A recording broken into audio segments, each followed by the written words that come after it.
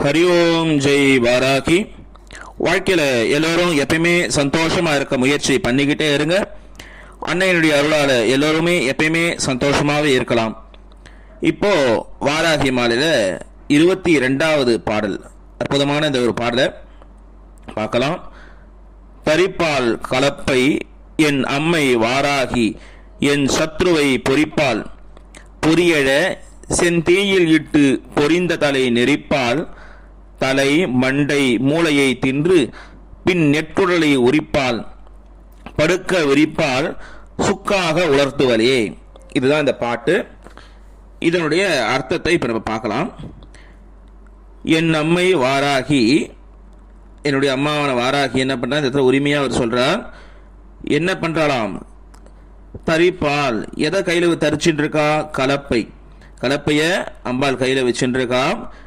என் சத்ருவை பொறிப்பால், அதாவது அவருடைய கோபத்தீயினால எதிரிகளை பொறித்து எடுப்பாளாம். எந்த எதிரிகளை?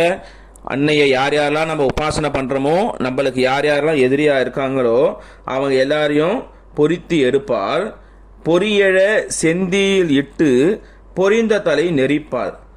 அம்பாள் என்ன பண்ணுறாலாம், இந்த கோபத்தீர பொறிகள்லாம் வருது இல்லையா, அந்த அக்னியில் போட்டு எரிக்கும் போது அந்த நெருப்பு பறக்குது. அந்த பறக்கிற அந்த நெருப்பில் நம்மளுடைய அந்த எதிரிகளுடைய தலைகளெல்லாம் வெட்டி அதில் தூக்கி போட்டு பொறிச்சு எடுப்பாலாம். தலை மண்டை மூளையை தின்று, அதாவது அப்படி எரிச்சு மீதி இருக்கு இல்லையா, அந்த தலை வெடிக்குது இல்லையா, வெடித்த பிறகு அதில் இருக்க அந்த தலை மண்டையும் மூளை எல்லாத்தையும் எடுத்து சாப்பிடுவாளாம். உண்பால் பின் நெட்டுடலை உரிப்பால். எல்லாம் முடிச்சிட்ட பிறகு என்ன ஆகும், அந்த உடம்பு இருக்கு இல்லையா, அந்த உடம்புல இருக்க அந்த தோலெல்லாம் உரிச்சு அவளை உட்கார்ற ஆசனத்துக்கு விரிப்பாக போட்டுப்பாளாம். இப்போ நம்ம உட்காரும் போது ஒரு ஆசனம் போட்டு உட்காந்துக்கிறோம் இல்லையா, அது மாதிரி அவளை ஒரு ஆசனமாக போட்டு அது மேலே உட்காந்துப்பாளாம். மஞ்சம்னா படுக்கை, அதில் போட்டு உட்காந்துப்பாளாம்.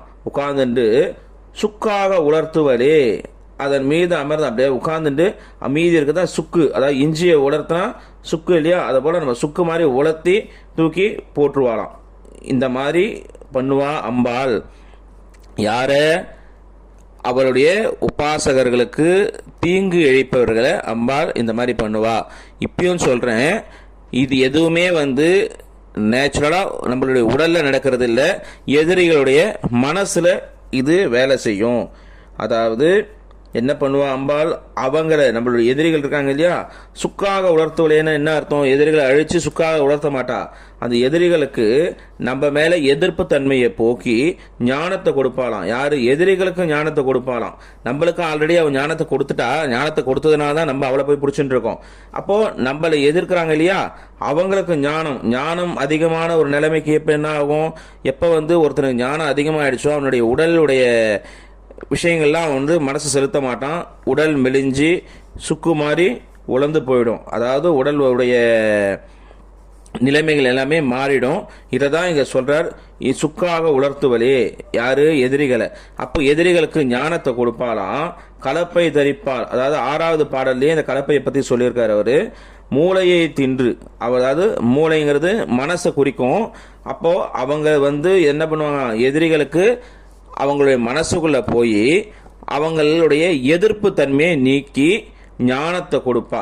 இதுதான் இந்த உண்மையான தாத்பரியம், இந்த பாடலுடைய தாத்பரியம் என்ன. எந்த ஒரு விஷயமே நம்ம மேலோட்டமாக நம்ம பார்க்கும்போது அதனுடைய அர்த்தங்கள் வேறு மாதிரி இருக்கும், உள்ளுக்குள்ளே அதனுடைய பார்க்கும்போது அர்த்தம் வேறு மாதிரி இருக்கும். அதனால் இதுதான் உண்மையான நம்ம அர்த்தமாக இது எடுத்துக்கணும். ஏன்னா எந்த ஒரு விஷயமே அம்பாள் யாரையுமே இந்த மாதிரி சிக்ஷிக்க மாட்டா. அவள் நம்மளுடைய மனசை அழித்து மனசுக்குள்ள எதிரிகள் இல்லாத தன்மையை அவள் ஏற்பாடு பண்ணுவாள். இதுதான் அம்பாளுடைய இந்த விஷயம். இதனுடைய பலன் என்னன்னா, இந்த பாடல் நம்ம டெய்லியும் பாராயணம் பண்ணுறோம் அப்படின்னும் போது ஒரு நாளைக்கு 49 முறை இந்த பாடலை பாராயணம் பண்ணணும்.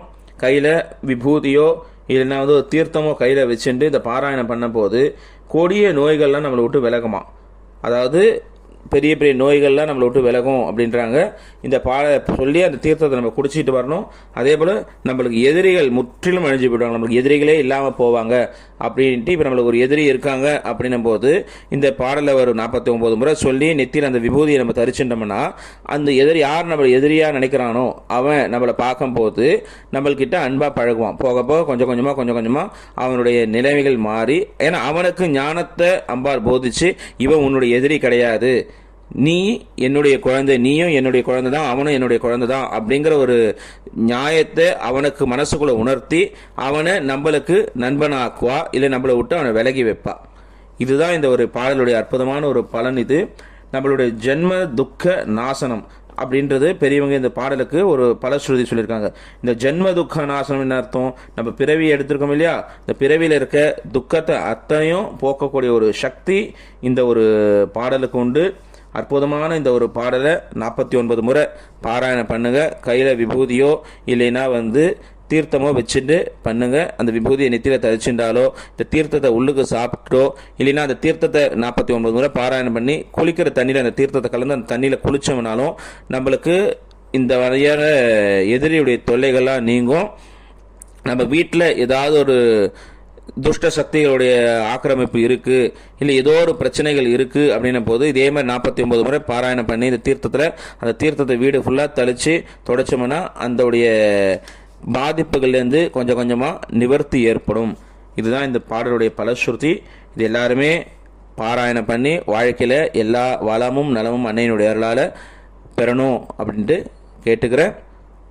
அடுத்த பாடலை 23வது பாடலை அடுத்த ஒரு பதிவில் பார்க்கலாம். அதுவும் ஒரு அற்புதமான ஒரு பாடல். அடுத்த பதிவில் பார்க்கலாம். ஹரி ஓம் ஜெய் வாராகி, ஹரி ஓம் ஜெய் வாராகி, ஹரி ஓம் ஜெய் வாராகி.